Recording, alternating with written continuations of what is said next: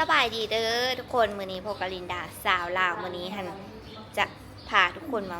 เบิ่งการกะเกี่ยมเนาะมื้อนี้หันเป็นมื้ออื่นหันเป็นดอกไอทิพย์บอกเวลาแม่ ดองใส่เกลือหลายดอกอันมืออื่นเนาะเป็นดอกเวลานี้ลายสดของการตอนหันมื้อนี้หันเพิ่นได้ขวดอะไรพี่น้องเอ้ยเดี๋ยวมื้ออื่นจะเปิดนะน่าจะว่าวเนาะวันนี้ให้เบิ้งออร่าเจ้าสาวก่อนสบายดีเด้อทุกคนมาถ้าว่าเห็นคลิปนี้เนาะมื้ออื่นกับเม่นมาร่วมงานนำกันเด้อออร่าเจ้าสาวนะครีมรีคูยังบ่มีคุณภาพซ้ำออร่าเจ้าสาวอยู่ได้คอยครีมรีคูสิเนาะโฆษณาแบบไหนกะเกี่ยมเนาะอันนี้เฮ็ดคันมากมัดแขนมืออื่นโอ้ยุไปยุมาปีนี้หันได้หัวหน่อยเวลายุไปยุมากันได้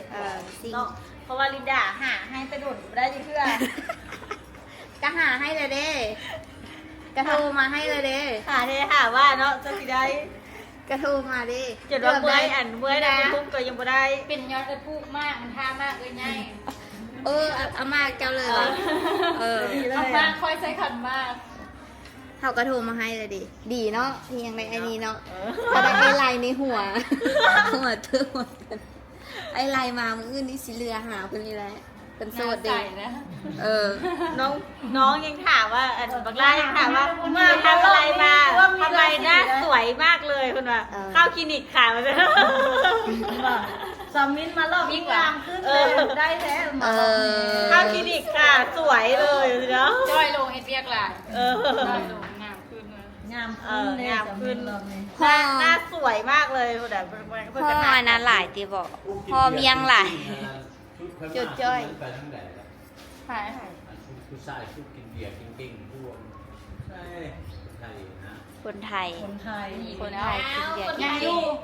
ทยเลี้ยงหัวนะพี่เบนว่ะกินเบียร์เก่งๆนะขนาดระดับนี้นะจะมาให้เบิ้งเนาะผู้นี้หันยังโสดเนาะพี่น้องยังโสดผู้เสื้อเหลืองนี่ก็ยังโสดเด้อจะโสดก็โสดอย่าลืมแนะนำเลยยังเมื่อยกันแนะนำตอนท้ายแหละจะได้หัวเพื่อนว้าอันนี้ก็โสดนี่นะนี่ก็โสดได้ยังบ่ท้ายเสร็จยังนี่โสดอันนี้กระลาเฟอร์สวยไหมปาลัมโพโสดสะบอกโสดไหนโสดจักปีแล้วปาลัมโพยังน้อยอยู่ฮะ16 ปีบอโสดมาได้จักปีแล้ว2013ก็โสด13 ปีของโสดมาโดดเนาะโสด13 ปีพอดีเป็นสาวน้อยขึ้นใหม่13 ปีไอ้เบิกเนาะกะเกี่ยมห่างกะเกี่ยมอันนี้ก็เฮ็ดอันนี้ก็เฮ็ดเองได้เริ่มต้นจากเฮ็ดเองคนกูมึงจะกินเบียร์แล้วยังบัวท้ายรอบนี้บัวได้ท้ายเพราะว่ายังมีอีกคนนึง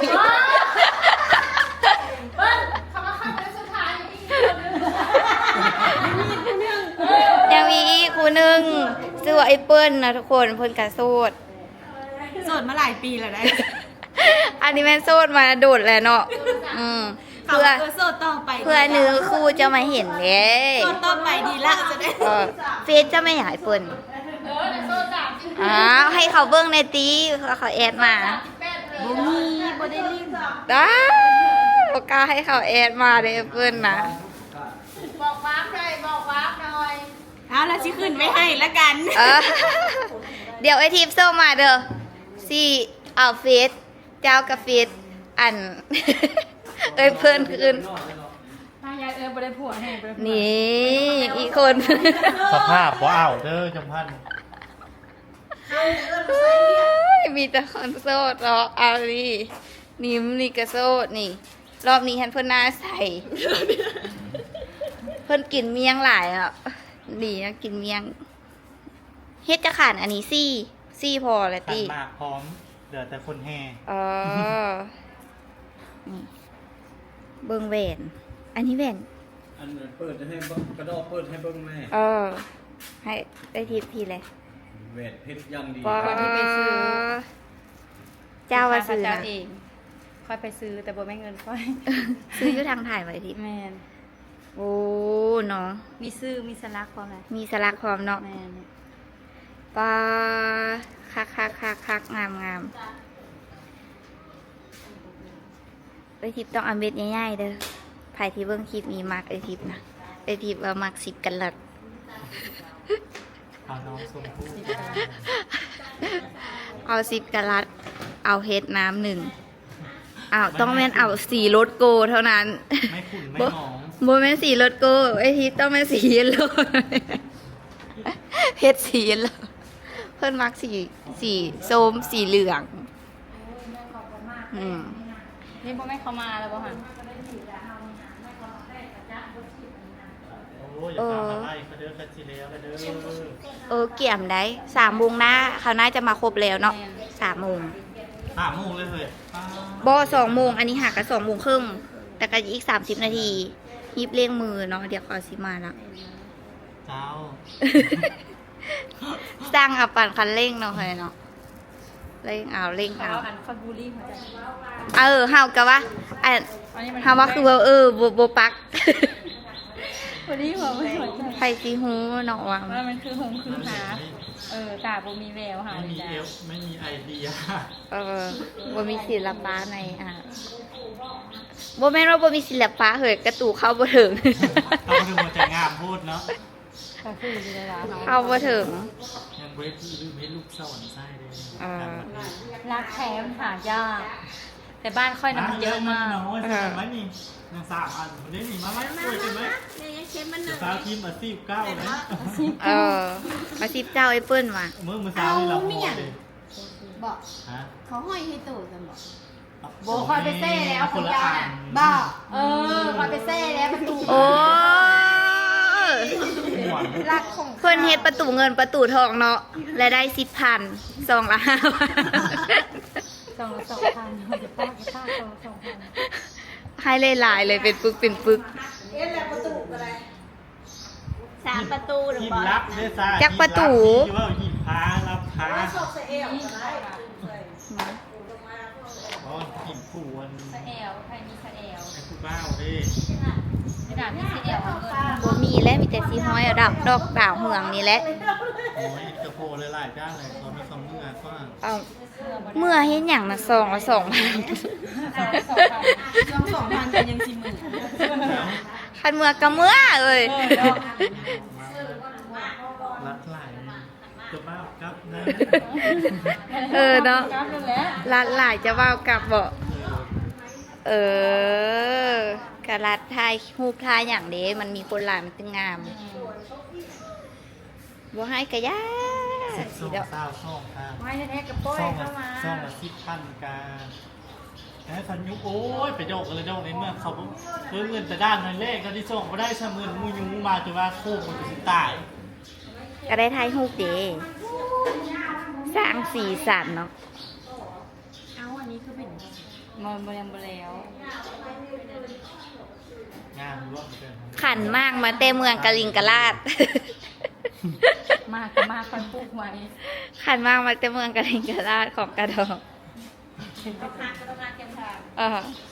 ดวงฮักหน้าเฮือนี่ว่ะเวลา มันเป็นแง่นี้ง่ายก็นี่ โอ้ได้อันหนึงเลยเนาะ เดี๋ยวเฮียน ความรู้สึกเป็นอะไรเอลา ผมรู้สึกว่าตอนนี้ว่าเสียจังไหนมันงาม มืออื่นนี้สิได้มีผัวเป็นตัวเป็นตุ่นเลยเวลา ก็มูกเดี๋ยวจะได้มาแล้ว ดีใจเนาะอยู่ไปอยู่มาเวลาก็มีผัว ก็มูก อันนี้ ก็เลยแล้ววันนี้ แม่เจ้าสาวเฮ็ดเองโอ้งามเนาะเขาปักมาแล้วมันงามเนาะ ม ไปแล้วจะไปซ่าผมนำ อันนี้มันเอ้ยเด้ออันเอ้ยเด้อเอ้ยดอนเอ้ยดอนเป็นเอ้ยกกผู้ต่อมาเป็นเอ้ยทิพย์อ่ะผู้ต่อมาเอ้ยทิพย์แล้วก็เอ้ยดำ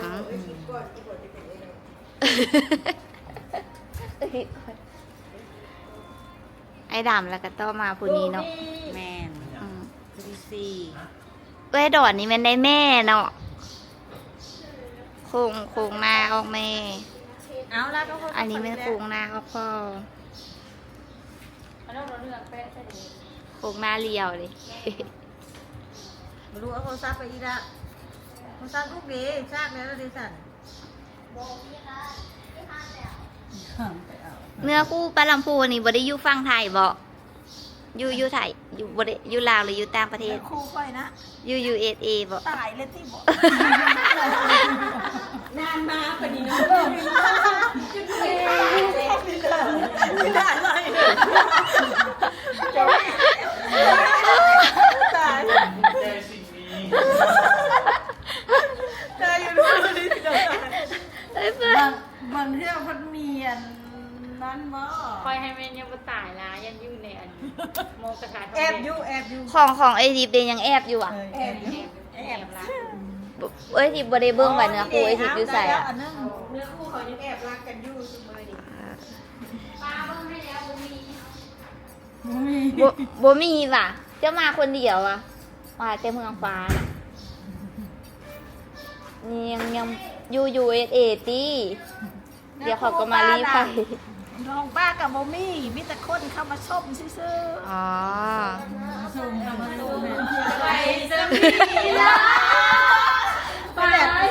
ไปจังว่าเข้ามาชมมาทัก เออ ไป เอ้ยเปิ้นเบิ่งแล้ววะเอ้ยเปิ้นน่ะเบิ่งแล้ววะ เบิ่ง เออเบิ่งแนี่ไอ้เปิ้นอยู่สาย แล้วว่าเบิ่งอยู่ในเดือนหน้านี่ได้หอดมื้อปั๊บเลย บางทีมื้ออื่นนี่เขามาได้บักซันนี่บ่จัก เอาแกไนตอนมือกำลังฮอน เออ แล้วก็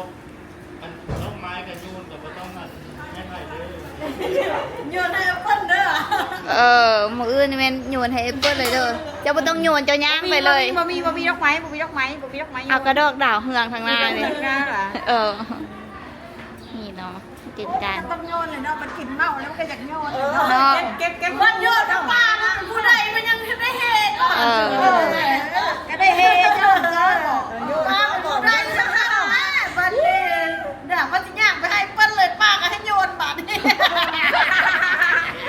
ข้าวน่ะคันโยนแต่ดอกไม้นะเฮาบ่อยังฮักคันใส่เงินเสียงเอาอยู่ใส่เงินเท่าใดล่ะ ค่ะใช้เงินพอคืนเนาะ 50,000 เออ บริครับต้องมาในร้อยเหรียญ เพราะทำหนูมีเงินก็ช่วยได้ก็ได้เมียจบ เออเพราะว่าบ่อยากได้หัวนะอยากได้เงินในดอกไม้ ได้เงินในดอกไม้ เฮาเคยไปฮับดอกไม้ของหมู่นี่แหละหมู่ค่ะได้ดอกไม้แต่ว่าเงินหั่นน่ะมันปิวมาหาเฮาอยู่มือเราเลยนะ เขาเลยย่านอ่านเรื่องเงินเลยตุ้มหาเฮาพี่เลย ว่าถ้าเราห้อยอันนั้นก็เรื่องที่หน่อย เกี่ย เคลียร์หมดเลย เขามาแล้วที่นี่เนาะเขาเกี่ยมมาแล้วเกี่ยมเพชรเอาตั้งเอาอย่างมาปุ๊บเปิดแล้วอีกเขาเริ่มมาหลายๆทุกคนเริ่มมาห้างหากะเกี่ยมเพชรอยู่นี่แหละเนาะงานดอกเกี่ยวอันนี้คือคลิปที่ลินดาถ่ายตอนที่กะเกี่ยม เดี๋ยวมือแรงๆเนาะจะถ่ายบรรยากาศที่เขามาจัดโต๊ะจัดเต็งขอให้ทุกคนเนาะอันเรื่องคลิปนี้ให้จบเพราะว่าใครที่เป็น FC เวลาที่ลินดาเคยไลฟ์สดใครที่ยังฮักยังติดตามกับองค์ฮักได้เลยเพราะว่าเวลาเปลี่ยนฟังเปลี่ยนฝาแล้วเดี๋ยวมืออื่นพูดแล้วบ่สิเปิดตัวเจ้าบ่าวตอนแห่เคยติดตามนำกันเด้อใครที่ยังเห็นคลิปเวลาเนาะก็เจ้าบ่าวเวลาเป็นเอาใดส่วนคลิปนั้นยังโสดใครที่เป็นเนื้อคู่ลาวกับฮิปมาฮิปลาวได้ทุกคนตอนที่เรายังโสดนี้นี่ห้องแถวเจทิปนะนี่เดี๋ยวลินดากะจะพามาเบิ้งภาพรวมๆแล้วก็จะจบคลิปเนาะนี่ฝากสาวนิ้ม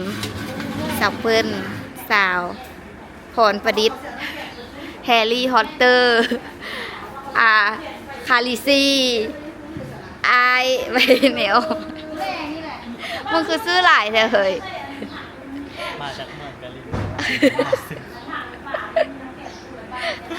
เขาเจอเมืองวานอะไรอย่างเก่าอัน